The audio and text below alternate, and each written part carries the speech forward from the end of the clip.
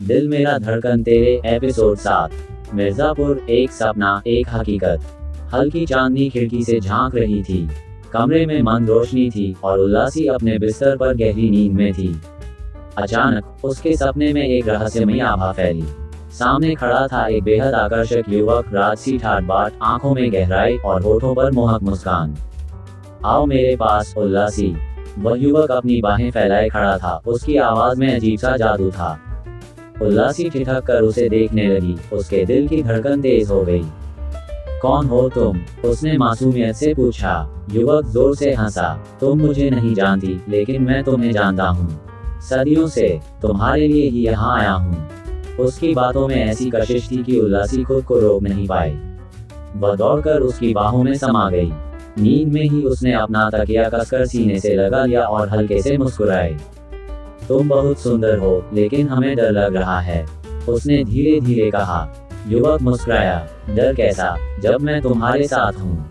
उठो उल्लासी। अचानक एक जानी पहचानी आवाज ने उल्लासी की नींद तोड़ दी। उसकी माँ सीमा जी उसके सिरहाने खड़ी थी। उल्लासी ने उनीली आंखों से माँ को देखा और झट से उन्हें गले लगा लिया। माँ, आज फिर वही राजकुमार आया था सपने में। वह बहुत सुंदर था और जानती हो, वह कह रहा था कि मैं सिर्फ उसकी हूँ। सीमा जी ने उसकी मासूमियत भरी बातें सुनी और हल्की मुस्कान के साथ उसके सिर पर हाथ फेरा। पगली, दिन भर बस सपनों में खोई रहती है, इसलिए तुझे ऐसे सपने आते हैं। चल अब उठ, नाश्ता तैयार है। सीमा जी जाने लगी, लेकिन जाते जाते मुस्कुराकर बोली, और हाँ राजकुमारी जी, अपना बिस्तर ठीक कर लेना। उल्लासी ने मुंह बना लिया।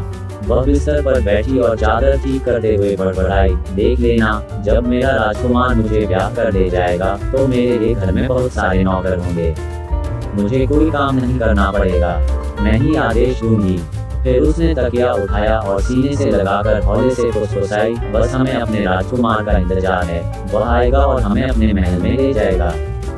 वह खुशी से झूमने लगी, कमरे में नाचने लगी और मधुर स्वर में गाने लगी। मेरे राजकुमार, तुम कब आओगे? मुझे ब्याह के कब अपने साथ ले जाओगे?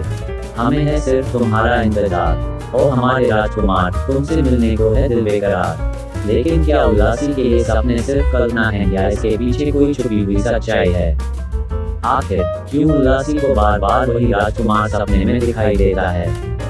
उल्लासी के सपनों की दुनिया और हकीकत की शुरुआत। सपने, हकीकत और उलझे हुए रिश्ते।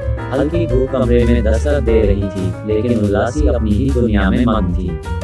वह पूरे कमरे में उछल कूद कर रही थी, गुनगुना रही थी और नाचते नाचते अपने तकिए को हवा में उछाल रही थी। मेरे राजकुमार, तुम कब आओगे?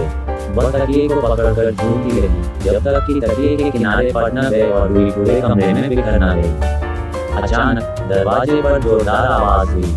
उल्लासी, सीमा जी कमरे के दरवाजे पर खड़ी थी। उनके चेहरे पर गुस्से की लहर थी। तेरा रोज का यही हाल है। वह गुस्से में एक डंडी उठाकर उल्लासी की तरफ बढ़ी। उल्लासी हंसते हुए खुद को बचाती हुई बाहर की ओर भागी। पीछे से सीमा जी अपना सिर पकड़कर बड़बड़ाए। इतनी बड़ी हो गई, लेकिन अक्ल अभी भी धीरे भर की नहीं है। आंगन में भाइयों का इंतजार। आंगन में खटिया पर बैठे उल्लासी के भाई उसकी राह देख रहे थे। जैसे ही उल्लासी बाहर आई, प्रकाश मुस्कुराते हुए बोला, अरे छोटी, हम कब से तेरा इंतजार कर रहे हैं। 2 बार चाची को भेजा था तुझे उठाने के लिए। तरुण हंसते हुए बोला, मैं तो खुद तुझे घसीट कर लाने वाला था, पर चाची ने मना कर दिया। उल्लासी खटिया पर बैठ गई और उसके भाई अपने हाथों से उसे नाश्ता कराने लगे। माया जी अपने बच्चों को ऐसे प्यार से खाते देख मुस्कुराने लगी। उसी वक्त सीमा जी गुस्से से बाहर आई और उल्लासी को घूरते हुए बोली, आज के बाद अगर तूने एक भी तकिया फाड़ा तो तेरा कचूमर बना दूंगी। और ये तेरे भाई हैं ना, जो तुझे बचाने आएंगे, उनकी भी मैं खबर लूंगी। प्रकाश हंसते हुए बोला, अरे चाची, जिसके 2 पिता और 7 भाई हों और सब कमा रहे हों तो क्या पैसों की कमी है? हमारी छोटी को जितने तकिए चाहिए उतने ला दूंगा। सीमा जी ने गहरी सांस ली। बात तकिए की नहीं, लापरवाही की है। यहाँ तो सब कुछ मिल जाता है, लेकिन शादी के बाद क्या? अगर इसका पति इसे इस तरह चीजें बर्बाद करने देगा। अरुण मुस्कुराते हुए बोला, चाची, आप क्यों चिंता करती हो? हम अपनी बहन की शादी किसी भी गरीब घर में नहीं करेंगे, और अगर हो भी गई तो हम नौकर भेज देंगे। उल्लासी ने चिढ़ाते हुए कहा, हम शादी करके ससुराल जाएंगे, नहीं तो मम्मी हमारे पति को भी भड़का देंगी। सभी लोग हंसने लगे, जबकि सीमा जी गुस्से में उसे घूरने लगी। अमेरिका उज्ज्वल का घर। अभियंत और उज्ज्वल तेज कदमों से ऋषभ के कमरे में दाखिल होते हैं। ऋषभ पलंग पर लेटा हुआ था, मगर उसकी आंखों में नींद नहीं थी। चेहरे पर हल्की पीड़ा की लकीरें थीं और वह बेचैनी से करवटें बदल रहा था। अभियंत बिना कोई देरी किए ऋषभ के पलंग के पास पहुंचा और उसके सिर पर हाथ रखते हुए सख्त आवाज में बोला, किसकी इतनी हिम्मत हुई जो मेरे छोटे भाई को हाथ लगा लिया। अचानक तेज आवाज सुनकर ऋषभ ने तुरंत आंखें खोल दी। वह हड़बड़ाते हुए उठने की कोशिश करने लगा, मगर चोट की वजह से थोड़ा कराह उठा। हकलाते हुए बोला, नहीं भैया, मुझे किसी ने नहीं मारा। सुबह मैं जॉगिंग के लिए गया था, तभी एक छोटा सा एक्सीडेंट हो गया। बस उसी में गिर गया और हाथ पैर छिल गए। पीठ पर भी हल्की चोट है, पर मैं बिल्कुल ठीक हूँ। ऋषभ की बात सुनकर उज्ज्वल ने गहरी नजर डाली, लेकिन उससे पहले ही ऋषभ शिकायती लहजे में बोल पड़ा, क्या पापा, आपने भाई को बुला लिया? अभियंत अपनी भूरी आंखों से सीधे ऋषभ की आंखों में झांकते हुए बोला, तुम्हें शर्म नहीं आती? तुम्हें चोट लगी और ऊपर से पापा से शिकायत कर रहे हो कि उन्होंने मुझे बुला लिया।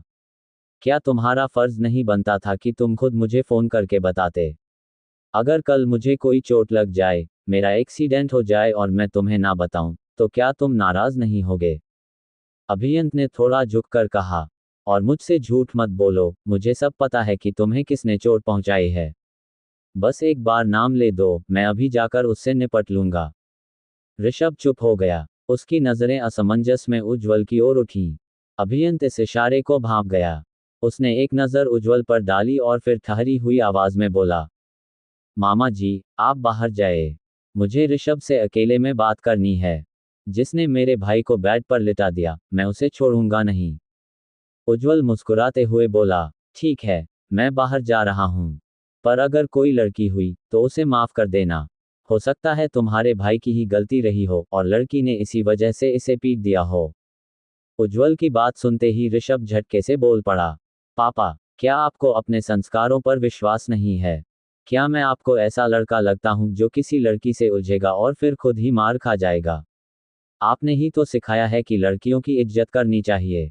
उज्ज्वल अपने बेटे को इतना गंभीर देखकर हंस पड़ा। अरे बेटा, मैं तो बस मजाक कर रहा था। चलो, तुम दोनों भाई आराम से बात करो। मैं तुम्हारे लिए कुछ खाने को भिजवाता हूँ। ये कहकर उज्ज्वल कमरे से बाहर निकल गया। अब कमरे में केवल अभियंत और ऋषभ थे। अभियंत की आंखों में सख्ती थी, जबकि ऋषभ की आंखों में हिचकिचाहट। कमरे में सन्नाटा छा गया, लेकिन ये शांति तूफान से पहले की थी।